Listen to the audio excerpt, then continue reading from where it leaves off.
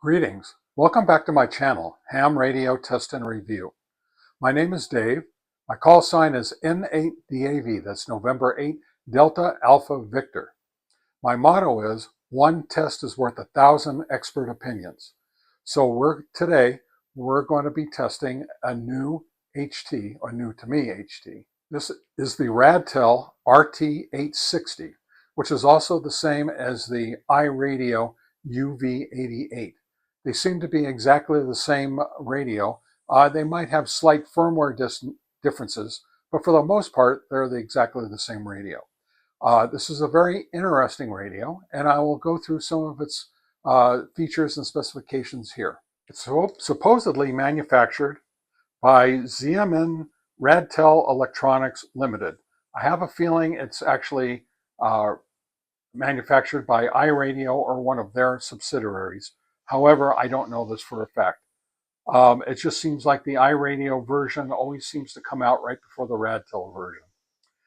It is specified as a dual band it actually states full band, and we'll get into that in just a minute. It's specified as a 5-watt radio, and the battery is the model number is RT-860B as in boy. It's a lipo-ion battery, 7.4 watts, and 2,000 milliamp hours. The box, of course, contains the radio, the battery, a cradle charger, a lapel. It does not come with a lapel mic or earpiece. It does not come with a microphone speaker. It does come with a USB charging cable and a wall wart for that.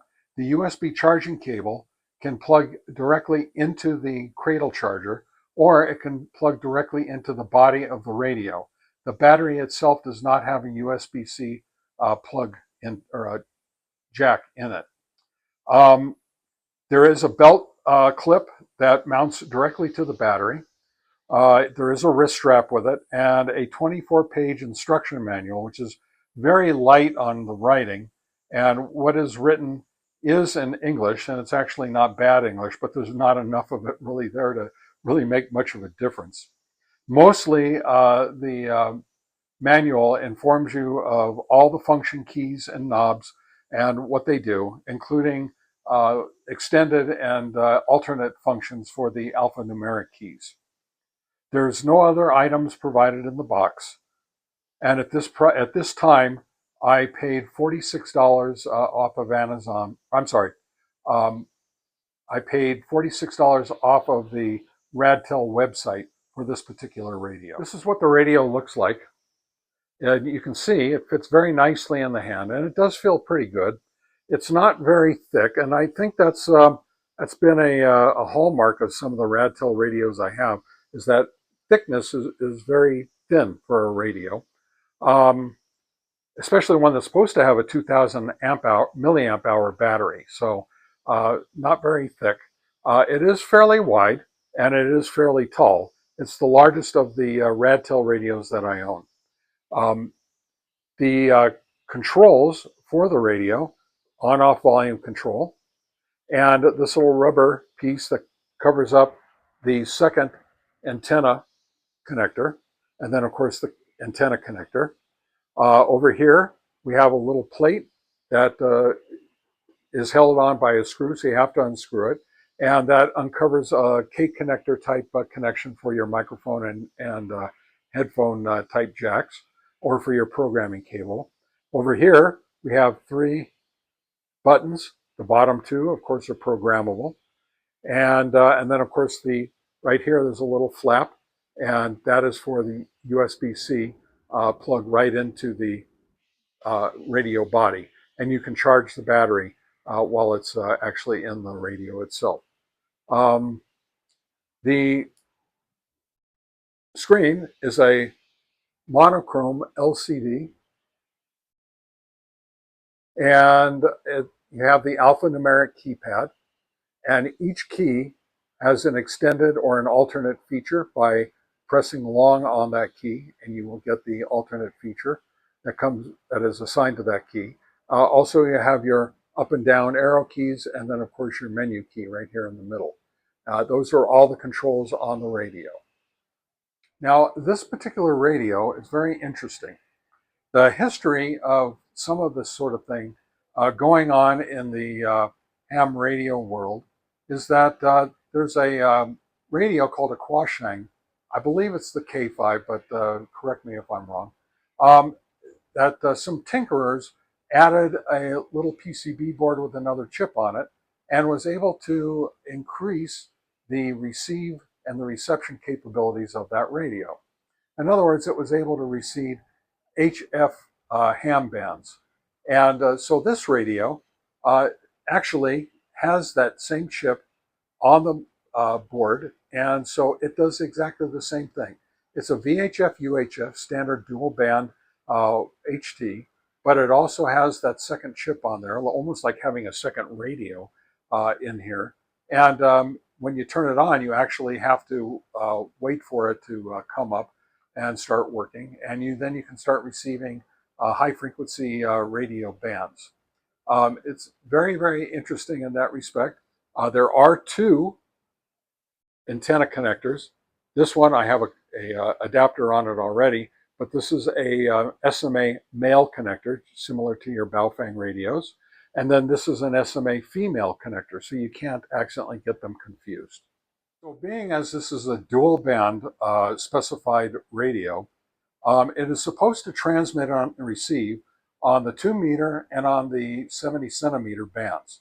The instructions and the advertising both match, which is very unusual in this day and age. Specified as 136 megahertz to 174 megahertz for the 2 meter band, and 400 to 480 megahertz for the 70 centimeter band. Those are the transmit and receive frequencies. Now, here's where it gets interesting. I've actually verified that with that same transmitter and receiver, that you can receive CB channels on the 27 megahertz or 11 meter band. And the instructions actually say you can, as well as the 65 to 108 megahertz FM broadcast band. And it says that you can receive 2.3 megahertz to 30 megahertz shortwave, 500 kilohertz to 1710 kilohertz medium wave, and 153 kilohertz to 279 kilohertz long wave. Also, it says 840 megahertz to 999 megahertz. And that this is for the, again, for the transmit receive side of the radio, 18 megahertz to 520 megahertz AM FM, and that's all receive only. However, when I tested the radio, I found that specified for the second receive only portion of the radio, using that second SMA female connector, it's supposed to receive 18 megahertz to 620 megahertz. But I found it actually only receives down to 2 megahertz and all the way up to 30 megahertz. Now, that's very, very different. However, that is the HF band, and that's really what it was supposed to be designed for. So you can actually receive HF, and it does have different modulation types: AM, FM, upper sideband, lower sideband, and CW. So these are all the different modulations that you will need if you want to listen to, let's say, CB radio, AM, FM, upper and lower sideband. You're going to need all four. Probably not much of the FM, since that band, the FM has just only been approved recently, but mostly AM and upper and lower sideband. If you're going to listen to HF, then mostly you're going to need either upper or lower sideband. And as I stated with the frequency that it's available to listen to on that particular portion of the radio, you can get all the way down to the 40 meter band, or maybe even the 80 meter band, and all the way up to the 60 meter band. So, I'm sorry, the 10 meter also, band. Some of the features for this radio that are specified is 1,024 channels. And also there's a copy clone feature. for this radio. So kick back, relax, and I'm going to start doing some testing here. And remember, one test is worth 1,000 expert opinions. Okay, I have the radio attached to my Surecom SW102 power and SWR radio meter. And we're going to start off on the 2-meter band, low power. And we're going to see here that on low power we have 2.32 watts. On high power, we have 5.29 watts. Next up, we are going to test low and high power on the 70 centimeter band. Low power, 1.11 watts, and high power, 3.79 watts. Now, this radio is designated as a dual band only radio. It will transmit on the 1.25 meter band. So I am going to try it, but please understand that it's not meant to be. So I don't know what the results are going to be. They could be bad, they could be good. But let's find out. This is on the 1.25 meter band, the 220 to 225 megahertz band on low power. And we have 0.462 watts. And on high power, we have 4.03 watts. So as you can see, something's not quite right with it. It's not really designed or calibrated to work on this particular band. So don't expect good results on here. And last but not least, I never forget about you GMRS guys. I know you like to see all these things tested with GMRS. And so we're going to use channel 16 on low power, and we come up with 1.24 watts. And on high power, we come up with 3.76 watts. Now, I know some of you are curious about how good the rubber duck antenna that comes with these radios are. So I'm going to be testing this particular antenna. It's 7¼ inch rubber duck type antenna. And I will be testing the SWR on 4 different bands. Just understand that this antenna is specified only for the 2-meter band and the 70 centimeter band. I expect that we should have decent SWR on both of those bands, and then maybe not so good on the GMRS, and then definitely not good at all on the 1.25 meter bands. But let's see what we come up with. So first on the 2-meter band, and we have an SWR of 2.97. Next, we're going to test the antenna on the 70 centimeter band. And we have an SWR of 1.23. Next up will be the 1.25 meter band. Don't forget that the antenna was not specified for this frequency, so I don't expect the SWR to be very good with this, and it is not, 3.35. And on the GMRS band, channel 16, we'll see what the SWR is on the stock antenna, which is 1.36. Next, I'm going to test for sound quality and clarity. What I'm going to do is I'm going to set my microphone down in front of the radio, and then I'm going to walk away, and I'm going to use 2 different radios. I'm going to use the Radtel RT-860, and I'm going to speak into that one first, and you're going to hear the sound quality.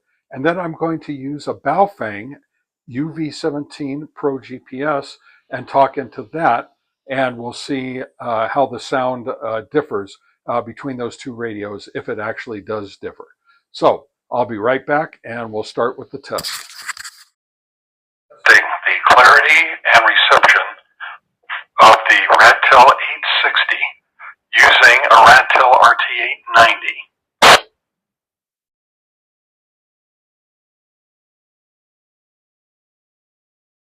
Now this is the same test using the Baofeng UV17 Pro GPS.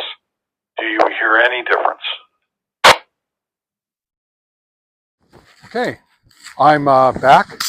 I'm at my favorite park, Pioneer Park in Prescott, Arizona, and I choose this park because It is the right distance, about 3 to 4 miles, with hills, buildings, power lines, and a power station in between here and my home base.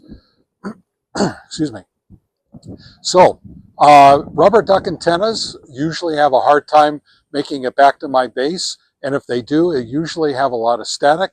And then antennas like the signal stick usually don't have much of a problem getting to it. So we're having a little bit of a weather situation here. As you can hear, it's very windy, and it's going to be snowing or raining here pretty soon. There's a lot of dark clouds around here. So I'll get set up and we'll get to testing right away.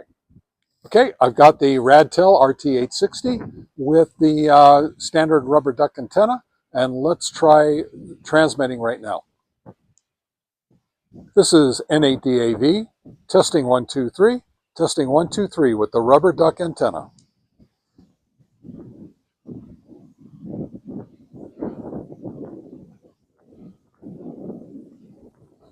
Oh, got nothing.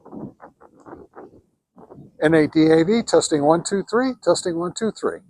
Okay, I'm all set up. I'm back. Let's try this out. I've got the Radtel RT-680 frequency mode turned on the right frequency. Let's try it. NOAA testing 1, 2, 3, testing the Radtel RT-860 with the rubber duck antenna. And I'm not getting out. So let's see if I can put the signal stick on and see if I can get out. Okay, let's try it now with the signal stick. NOAA testing 1, 2, 3, testing the Radtel 860 with the signal stick antenna. Oh, still not getting out very well, are we? NOAA testing the Radtel 860 with the signal stick antenna. It's hitting the repeater, but it's not keeping it open. NOAA testing 1, 2, 3, testing the Radtel 860 with the signal stick antenna. NOAA testing 1, 2, 3, testing the Radtel 860 with the signal stick antenna.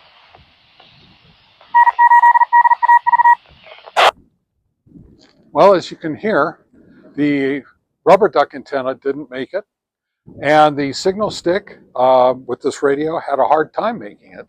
Lots of static, and not very easily getting into the... And with the signal stick, it should make it, and it did, but just barely.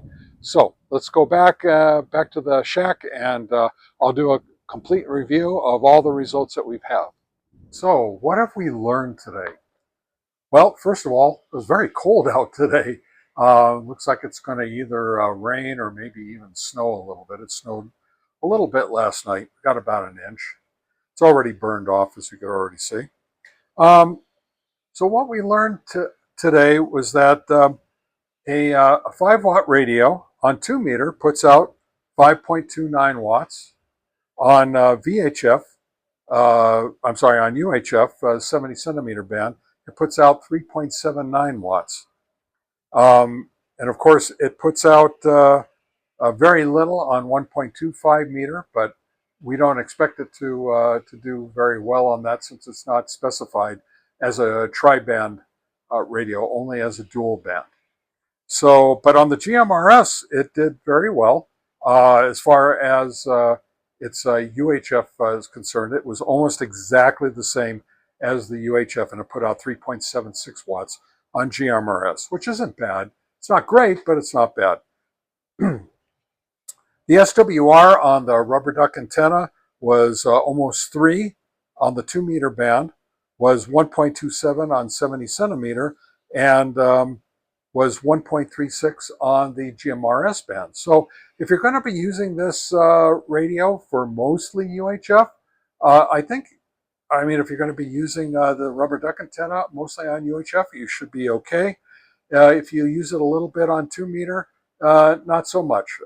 As you saw in our field testing, I wasn't able to get out to my base station here on the 2 meter band. So, you know, it didn't do so hot. And then it still had trouble using the signal stick getting out. So some radios just even that they have a lot of wattage still don't get out all that well. So, um, you know, Signal Stick's a good antenna.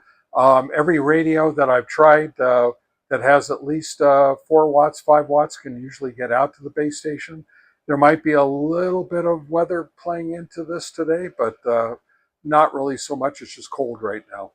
Um, so what we did learn is that it has nice, good, clear modulation, especially if you're listening to another radio with good, clear modulation, but it also transmits very well. Um, and so we heard it back, even with a lot of static. We heard that it was still nice, deep tones to it. Um, and programming um, from the front panel is pretty straightforward. It's a little messy at times when you're trying to program uh, repeaters and stuff into it. But the CPS that you can get for it from Radtel isn't bad. It's actually not so bad. It does a pretty good job. It gets most of the settings, and it isn't doing something really stupid or weird like reversing the transmit and receive like I have with the RT-890, and doing some other weird things like with the RT-900 where I can't set the offset. I can set the frequency offset, but I can't set it plus or minus. I actually have to go into the front panel and set that. So it's just some very weird things with those newer radios. But this one has been out now for a while, so some of the software and the firmware have already been or have already been QA'd and QC'd, and they're pretty mature at this point. Um, so as a radio itself, the big feature for this radio is the HF reception. Now, I've been able to receive some HF on the 10-meter band with the upper side band set and using the BFO a little bit to try and modulate in there. And I can get some on very strong signals. It doesn't come up very strong on this radio. So in other words, if I use my Yaesu DX10 right there to listen, and I find a good strong signal, and then I put the RT-860 on there, it just does okay. It's not the greatest thing in the world. I know a lot of people love it, but I don't have a lot of good strong signals around me. Unfortunately, I live in a small town, so most of the signals that come in are skip, and they're from other countries or farther away. Usually east of me. And even with that, I still don't receive all that well with the little RT-860. It is nice to have that feature when you're close to somebody. It does okay, and you can listen in on upper sideband, lower sideband. You can change the BFO a little bit, so you can tune that in pretty well. You can listen in on CB radio channels. And by the way, I've tried doing a little bit of transmitting into a dummy load, and it does transmit on the CB frequencies, on the 10-meter frequencies, but not very well. In other words, it's very, very low power, so you're really not going to get very far with it. You can set up another radio very close to it and receive on those frequencies, but they're not tuned for transmitting on the HF frequencies. Therefore, you're going to get a lot of spurious signals as well. So I don't recommend that. I recommend, if you're going to listen, to use the second radio that's in the HT, and that you listen on HF only with that second part of the radio. So anyway, so as a radio, it's not bad. It was not very much money, about $46 if I remember correctly, and it's not a bad radio. It's not a great radio. It's just like most of the radios I've been testing lately, especially the Chinese ones. They're just mediocre at best. So anyway, My recommendation is if you want to be able to listen to HF, this might be the radio for you. There is another radio that's coming out, not made by Radtel, but Radtel is bringing out a version of it, the RT-880. I don't know anything about it. I've ordered the iRadio version. I believe that iRadio is actually making it. And so it's due in here any day now. So I'll start working with it as soon as I get it in. And it's supposed to also be able to receive down into those HF channels. So maybe it'll be a little bit better than this one. Anyway, this is Dave. I'm in Prescott, Arizona. My call sign, November 8 Delta Alpha Victor. And as you can see, one test is worth 1,000 expert opinions. And I'm saying so long and signing off. 73. There's one last thing that I wanted to get through on this radio test that we're doing today for the Radtel RT-860 that I forgot to put into the original video. So I'm going to input this in somewhere. And that is the reception for FM band is pretty good. The reception for the Weather Channel, NOAA Weather Channel, is pretty good. Nothing spectacular, nothing to write home about.